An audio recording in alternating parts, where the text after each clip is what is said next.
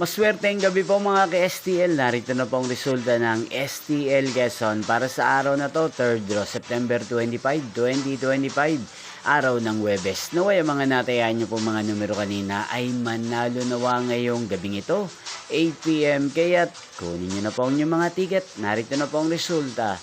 Ang mga numerong nanalo sa STL Quezon ngayong gabing ito, September 25, 2025, 8 PM.